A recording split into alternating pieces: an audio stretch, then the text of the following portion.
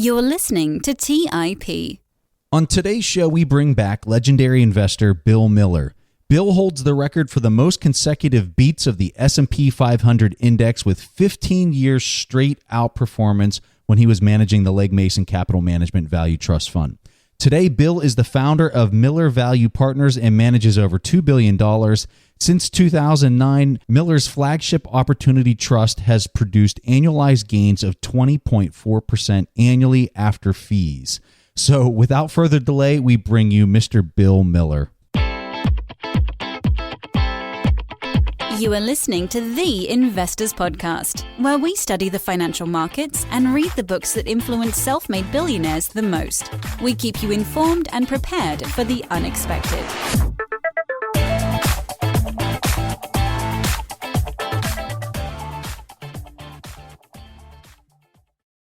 Welcome to The Investors Podcast. Preston and I couldn't be more excited. We're so honored to interview legendary investor Bill Miller once again here on the show. Bill, welcome to The Investors Podcast. Thanks. It's a great pleasure to be here. Thanks for having me back again. Well, Bill, we're very excited to have you back here on the show. So we had our audience help us out with the questions for today's show, and we're really excited to jump right into these. So the first question, let's talk about shocks to the market. We could have a shock to the system like Brexit, trade wars, tax cuts, you name it. How do you approach the evaluation of a stock if you think that maybe the market's overreacting to this news? One specific example that we could talk about is a company called Micron Technologies, which you see right now trading what Stig and I would believe to be a pretty significant discount. But the discount's based on the market's reaction to the trade war. We don't have to talk specifically about Micron Technologies. You could apply this to any case. We're more interested in the methodology that you use to think through how this news impacts investments and how you react to that. One of the things that we try and do is abstract away from, I'd say, the day-to-day noise in the market. The future is unpredictable, so nobody has privileged access into the future, so there's always going to be new stuff that happens. And the market is a real-time information processing machine, so it basically takes that information and incorporates it into prices. What I tend to tell our analysts is, if it's in the newspapers, especially if it's in the newspapers every day, then it's in the price. What isn't in the price are changes from off that base case. Most of the things that people worry about, there's always, whenever you say something about, you think, actually, what about this? What about this? What about this? And it's those whatabouts that create the opportunity, because the whatabouts are always some level of problems that you just enumerated, some Brexit, trade war, that kind of thing. Those usually for us create opportunities because they're fleeting. So we try and distinguish between things that we call like cyclical, and that would include things like recessions. I would agree with Peter Lynch, the great former manager at the Fidelity Magellan Fund, who said that more money's been lost worrying about recessions or preparing for recessions than is lost in the recessions themselves. We saw that last fall when the market went down 20% on no news whatsoever except people's worries. There was no new information at all in the marketplace. It just had a bad May. That also is just part of the normal corrective process. There have been, I think, 25 or 26 corrections of more than 5% in this 10-year bull market. So 2.5 a year. But whenever the market goes down, it went down, I think, 6% in May. People flip out, sell everything, and push prices down, and that creates the opportunity. I'm curious to hear about your thought process. Are you more just thinking, this is not relevant right now, I need to see a bigger change? Or are you not even looking at the price changes and more thinking, what is the impact of this specific event, and then look away from the price change? I think trying to assess the impact on a short and intermediate and even long-term basis is important. There are things that are likely to be, I would say, temporary and fleeting, and then there are other things that can be more problematic and permanent. But you mentioned Micron. So we own Micron, and Micron, has fallen from, I think, of a high of around 60 or so down to the low 30s. And it's fallen that way because they get a significant part of their business in China. I think, maybe 12 or 13% is Huawei, which is now blacklisted. DRAM prices and NAND prices, and people are worried about that. But I think when you look at Micron at $32 a share or so, it trades at 5 times earnings, and these earnings are depressed. And it earns 20% on equity, which is considerably higher than the market earns on its own. And they've been buying back stock. The current problems about China are fully reflected in Micron. What isn't reflected is those problems get resolved. And I think they will be resolved over time, maybe not this month or next month. But it's in both countries' interest, I think, to have a solid long-term relationship. Bill Dudley, the former head of the New York Fed, wrote about that this morning. Tom Friedman wrote about it this morning. And so it's a process. But it is important to distinguish between cyclical issues like that and secular issues that are things that aren't going to get solved anytime soon. They're long-term trends. So that would be, just like the growth of digital over analog, that kind of thing. It's a very interesting point. And also, for full disclosure, I'm long Micron Technologies for exactly the same reasons as you are. But it is kind of interesting with Huawei that you talked about, being blacklisted. Almost a third of the revenue in 2018 came from China for this specific company. But it would not be a problem if this was only a problem for, say, 3 months, 6 months. Then it's definitely way too cheap. If this is going to be, quote unquote, an eternity, which is never the case whenever you talk about the stock market, it would be a severe problem. So are you thinking in your assessment, this might last a year? This is the impact it would have on the discounted cash flows I can expect in the future? Or are we more saying, what are the chances of being 2, 3, 4, 5 years? What are the probabilities? And come up with your assessment based on that analysis? Well, I think it's very difficult to assign probabilities to something that is essentially a political process where you only have partial information. I think you can get a sense, again, it's only a sense, that it's in both countries' interest to have this issue settled, because basically it can be just a spiral down if it becomes, a matter of saving face on both sides and stubbornness on both sides. But right now, it's following, I'd say, a sort of a normal pattern in this kind of thing. And one of the things that's interesting about the trade disputes, they tend to slow growth in the short run. And that then increases the probability that the Fed will cut rates, which I think the Fed's a conservative institution. And so I think in many cases, they need a little bit of movement there. But these things are highly complex, and I think you can't think of them as a straight linear extrapolation.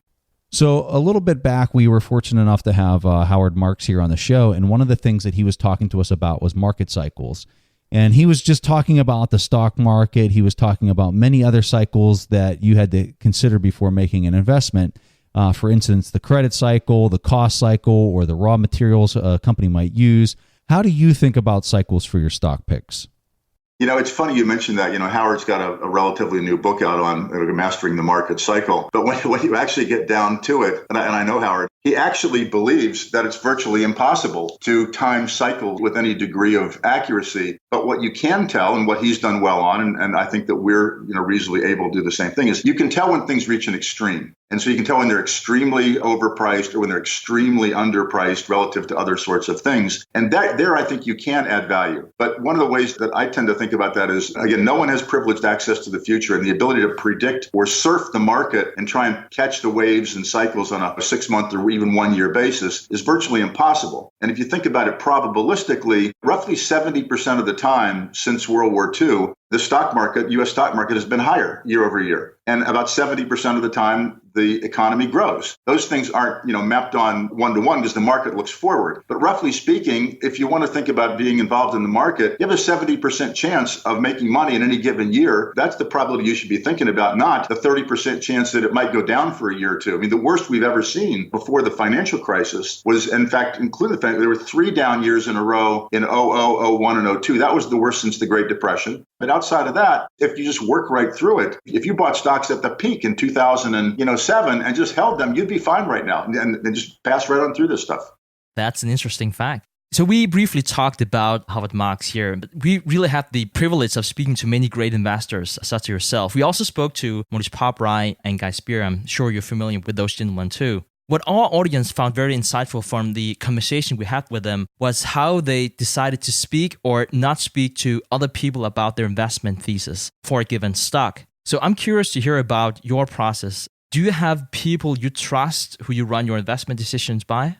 The people on our team, I discuss our potential investments with the people on our team. My colleague Samantha McLemore, who co-manages the Opportunity Trust with us. My son, Bill Ford, who runs our income fund. We've got a couple of young analysts that, again, we discuss all of these. I don't run names before I buy them by a lot of my friends in the business. If I think they know something about a name we're looking at, I will ask them about it. We do discuss investments. We do discuss how we see the market, where we see opportunities. I pay close attention to what other good investors are buying and selling, and to try and see how they're thinking about things. And especially for value people like Lee Koopman is just running a family office, David Tepper, another one that we followed pretty closely in addition to some of the others I mentioned. But yeah, so I pay a close attention to a lot of people, but I don't run ideas by them before I do something. So how do you decide on the position size? It's a question of assessing the risk and reward at the individual stock level and then at the risk at the portfolio level of concentrations and correlations. So, for example, we wouldn't buy probably a 5% position or 6% position going in a stock that we thought was going to triple, because the risk management would force us to sell it because it became too big a part of the portfolio. So we might use then a 3% going in position. It has to do a lot with, as I said, correlations and how we see the opportunities in the overall portfolio. And I'll just repeat again, if we don't think that we can make something as an individual stock that isn't part of a pair, like 3 auto stocks, but if we don't think we can make it a 3% position, we're probably not going to buy it because it doesn't make any difference. What does make a big difference in terms of how we think about trying to add value is what the academics call active share. So the percentage of your portfolio which looks different from your benchmark. And there's a lot of evidence that high active share very much increases the probability of outperforming over long periods of time. Our active share is among the highest in the country at around 100%. Very, very different look in the portfolio from the weightings that the indices have. The problem with high active share and what it comes along with is high tracking error. And a lot of people are happy with high tracking error if the market's up 10 and you're up 30, but they're not happy with high tracking error if the market's down 5 and you're down 15. That's what comes with the territory. And as my colleague Samantha likes to say, that in the post-financial crisis period, volatility is the price you pay for performance. If you can't take volatility, you're just not going to do well in the equity market. If you don't want volatility, then just put your money in cash. You'll have no volatility, but you won't make any money either. I think it was Charles Munger said that if you can't lose 50% of your portfolio 2 or 3 times every century, you shouldn't invest in stocks in the first place. Somebody asked Charlie about, I guess both Todd and Ted were working there at the time, I'm not sure, but asked how those guys had done in their relative to the market. Did they beat the market in 2008? It was down like 35%. And he said, no, they were behind the market. And then he paused and said, in fact, anybody who wasn't down over 40% doesn't know what they were doing. So which I thought, I absolutely love that you said that. And speaking of Ted and Todd, at least one of them took a position in Amazon. You mentioned Amazon before. That was an amazing investment. You have a large percentage of your portfolio in Amazon. I actually think it is the largest. And you also have small positions in Alibaba and Alphabet. Not so much talking about those specific picks, but they're all major players in cloud computing. How do you see the future of cloud computing and which impact would it have for us as stock investors?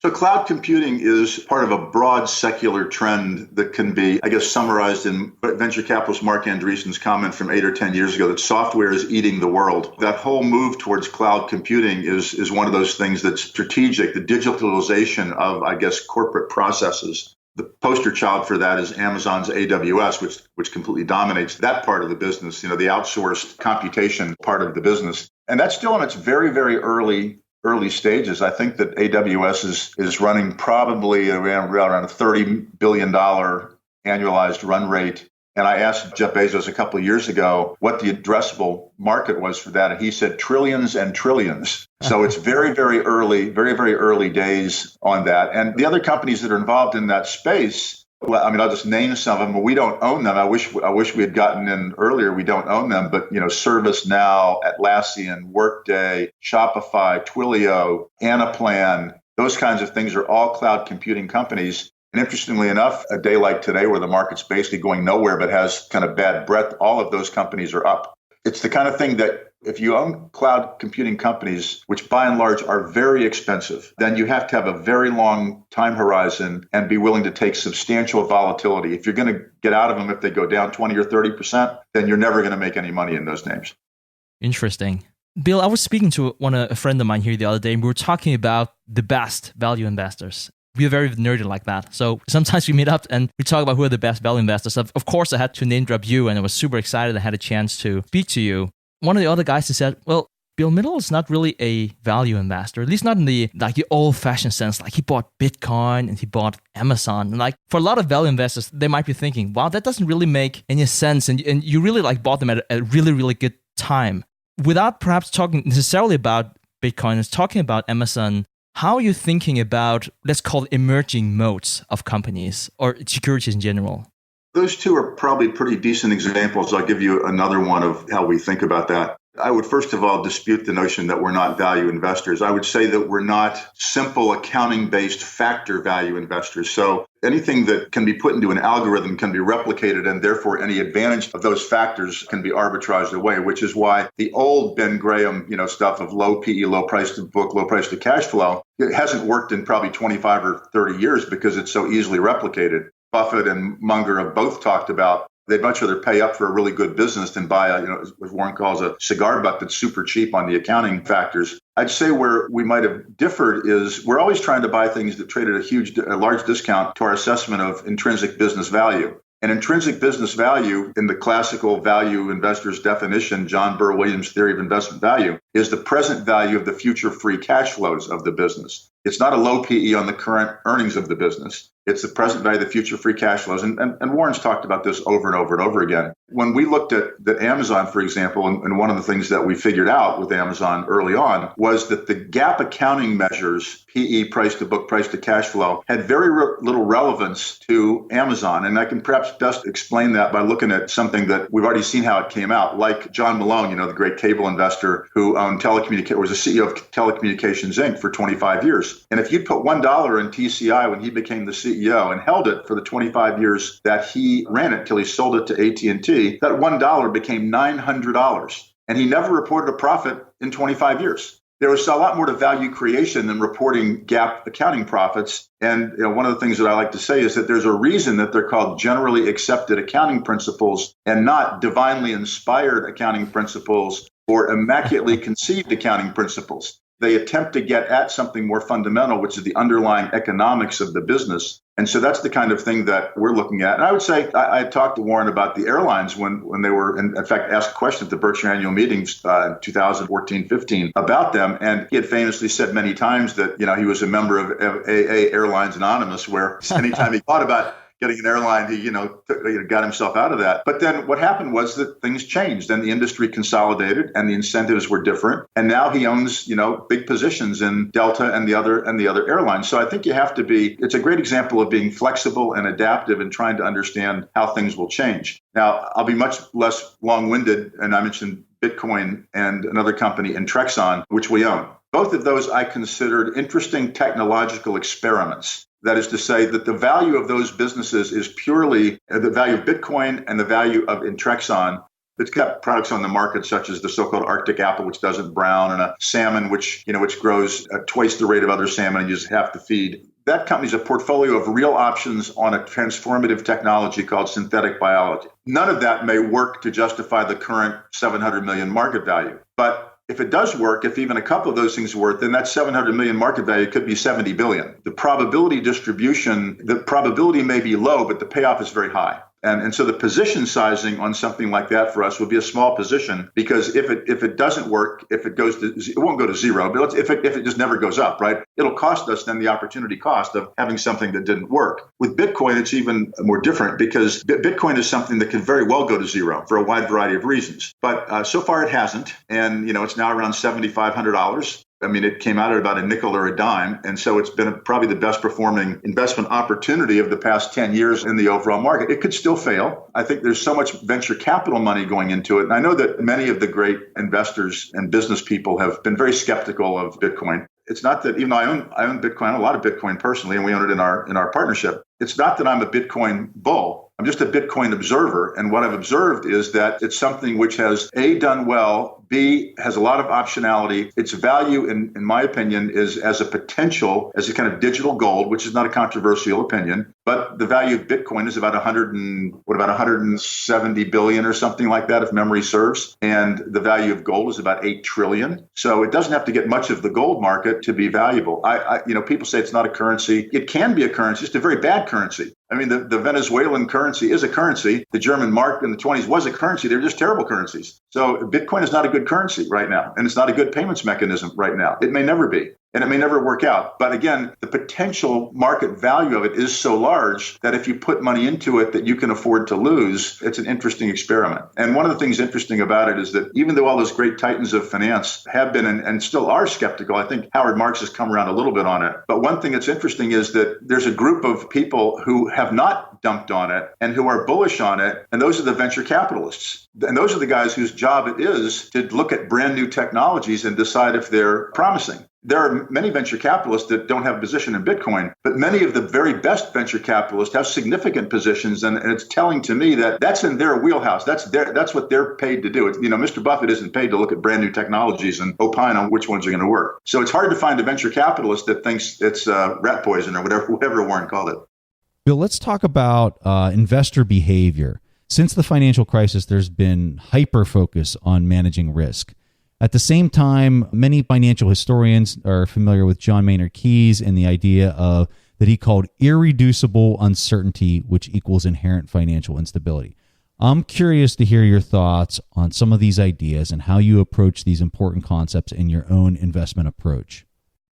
Sure. So I think that's a very much neglected topic because everybody kind of parrots the word risk management, risk control. And risk management is what the insurance companies do. They can calculate, roughly speaking, how many people will choke to death on meat, how many people will be struck by lightning. You've got a long data set that gives you the parameters in which that particular exposure or that particular risk occurs. And therefore, you can price insurance as a way that over time, if you stay within those probabilities, that you can control and manage that risk. What Keynes referred to as irreducible uncertainty, where you don't know what the probability distribution is at all. And therefore, you're not talking about managing risk. You're trying to actually control something which is not controllable, which is uncertainty. You don't know what's going to happen. And I think that if people would focus on that distinction, it would clarify their thinking, because right now, what's happened since the financial crisis especially is that those two things have been conflated such that people think that any decline in the market or any decline in the growth rate of the economy or what the Fed's going to do at the next meeting is a risk that needs to be hedged or controlled or whatever. And that's just part of a broad, I'd say, nonlinearity in markets. Markets don't move in smooth pathways. They move in discontinuous ways. And so one of the things that we like to say is if your investment case is going to be blown up by whatever the next thing the Fed does or the next GDP report or the next earnings report, then your investment case is very flimsy. So you need an investment case that can withstand these uncertain events and uncertain things that happen in the market. And I think that comes with, there are different ways to do that, right? But I think it comes to having a longer term orientation, having a good sense of what the outlines of the probabilities that have historically happened are. One thing that's happened, and I'll wind up on this, is that because the financial crisis was so traumatic for so many people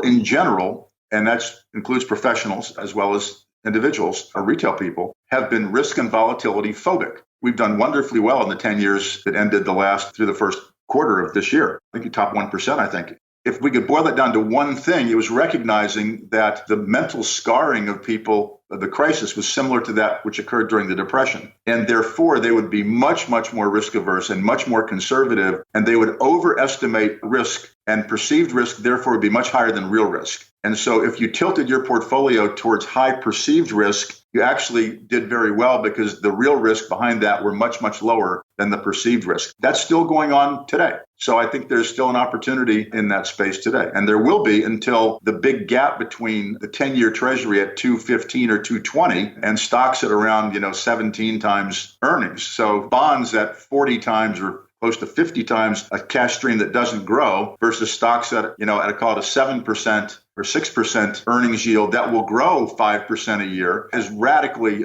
too wide historically. And again, Buffett has said this, and people don't pay much attention to it. When they ask him if he thinks stocks are expensive, he says stocks are ridiculously cheap compared to the alternatives. And I would agree with that. So which is why we're fully invested in stocks.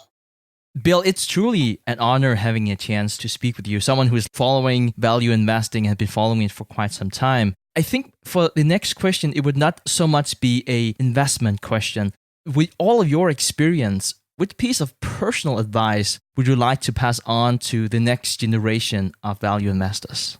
I would say, first of all, if your psychology is such that value investing makes sense to you, the idea of buying something at a significant discount to what it's worth. For many people, that doesn't make sense. Sir John Templeton told me, several decades ago that he said that there are two types of investors out there. Investors that he called outlook and trend investors. They want to know, what's the outlook for the market? What's the outlook for the company? What trends are we seeing out there that we can take advantage of? And then he said there are price and value investors who want to know what's the value of this particular investment, what's implied in the price. And he said 90% of the people are outlook and trend investors. They just react to changes in outlook and trend. And only about 10%, are value investors. So if you find yourself in that value investing camp, then I would say a couple things. I would first study the investors that you admire and that are most like you in terms of your psychology. Value investors come in many different forms. Second, I would say to understand, you've got to, as Buffett has done so brilliantly over his long career, you've got to adapt and you've got to learn. Don't become dogmatic or ideological about things. The world changes, technology changes, things change, and there's always going to be opportunities to exploit discrepancies between price and value. But it's very important, I think, to distinguish between cyclical and secular trends. If you look at secular trends, those are trends which are not going to reverse.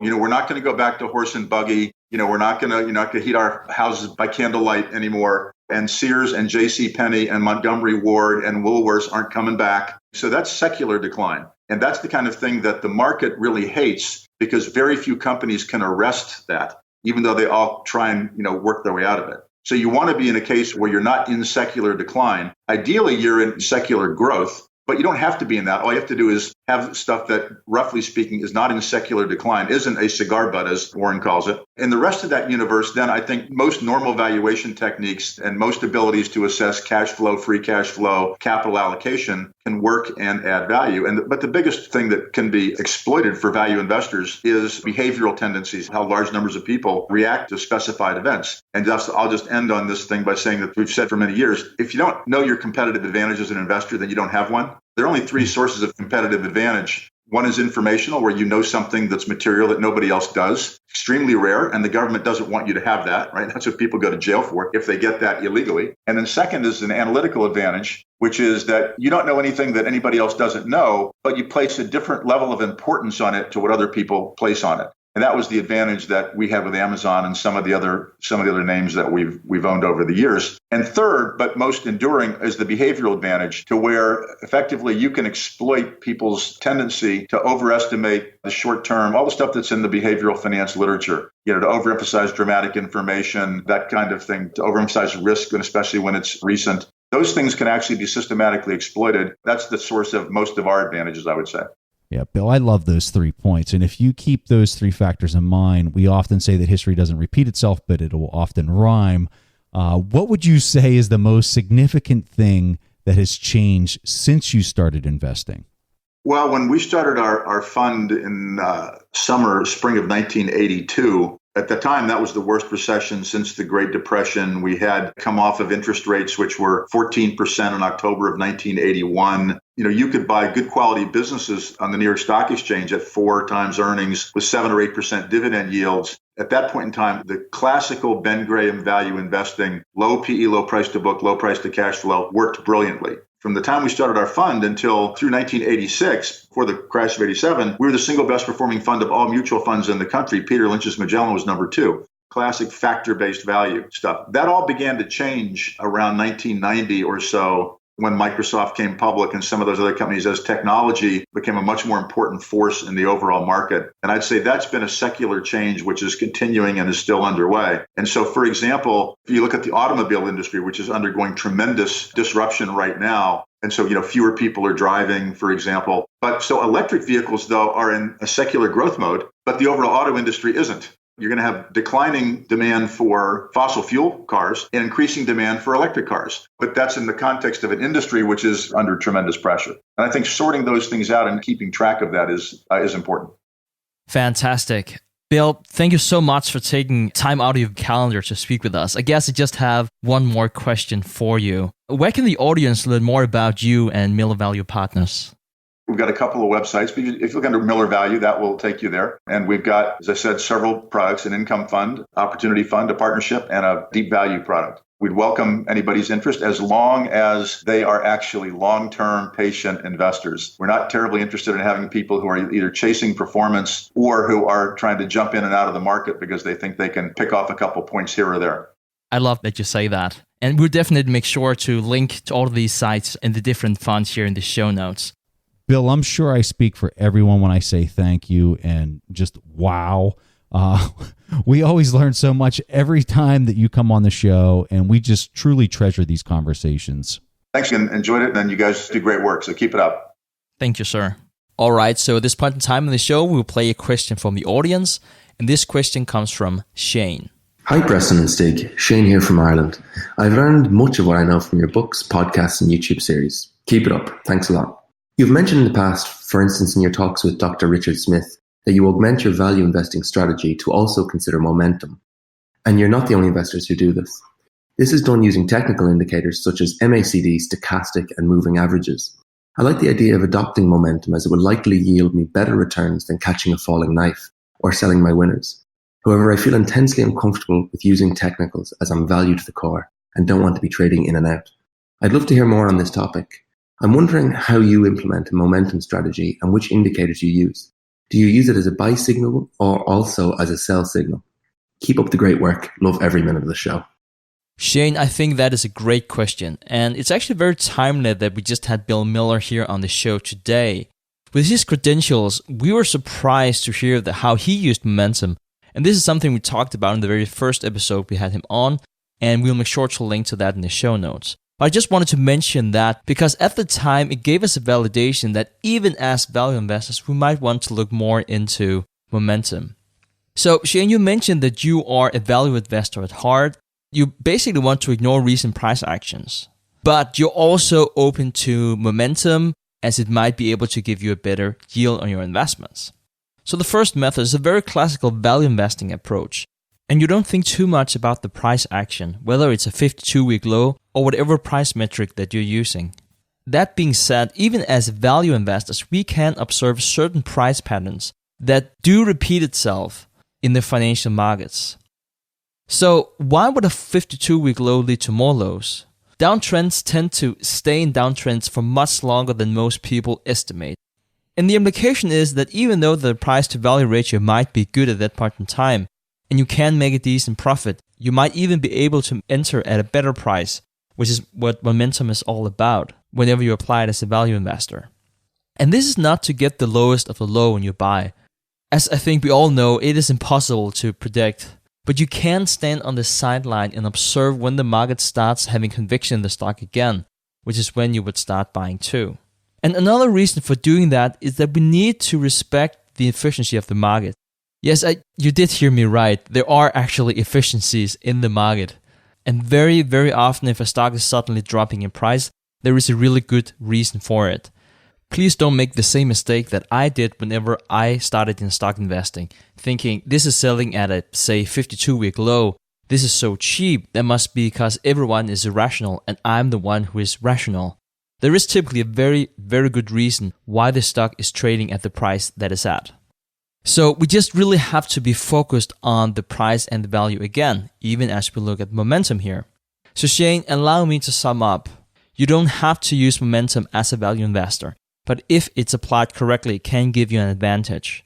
So Shane, this is a really great question. I had the same exact reservation about incorporating momentum when I first started learning about it. So the way I personally implement the approach is I apply the same rules for assessing momentum. So what do I mean by that? I guess what I'm trying to say is I don't use technical analysis. I don't do it differently for one company versus another. Instead, I'm looking at a few factors and I'm using those factors very consistently with every single company that I look at. So I'm using long-term volatility to understand when the price is operating outside of its normal range. If I determine that the price is operating outside this statistical range, then the pick gets flagged as a stop loss. If I have a pick with substantial capital gains and it gets that stop loss indicator that the trend has changed or the momentum has changed, I will conduct an assessment of whether it's worth it to sell the company based on the dividends and the yields that I would continue and expect to get, even though I think that the momentum is demonstrating a negative trend. So like Warren Buffett, he's been holding on to Coca-Cola for so long. If that company would come up red for the length of time that he held that, the capital gains that he'd be dealing with, you could make the mathematical argument that even though you expect it to go down and that the momentum trend is bad, because of the purchase price and the capital gains that you'll pay, it might not be advantageous to action the stop loss. Now, if the capital gains on the company are very little or none at all, then it's really easy. If you get the stop loss indicator or the momentum turns red, I sell the pick and I wait for the momentum status to change again if I still believe that the company is a good value pick.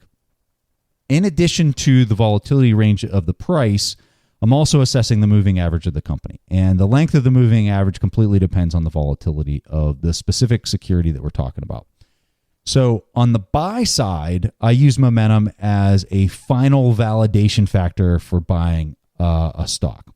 So let me explain what that means. I find my value picks based on our TIP value filter. This tool is simply, it's just looking at the enterprise value of the company or the price after you account for the debt.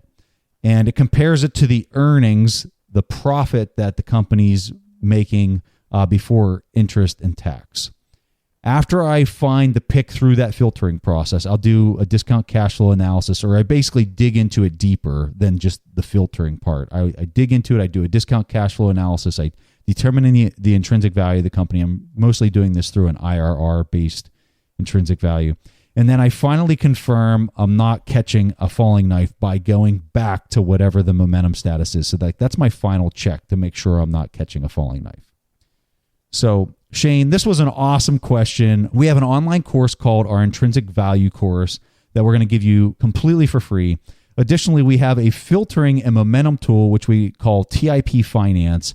And it does all this hard work that I just described for you by calculating whether something has a positive or negative momentum trend. And it also does the deep value filtering that I talked about. We're going to give you a year-long subscription to TIP Finance completely for free.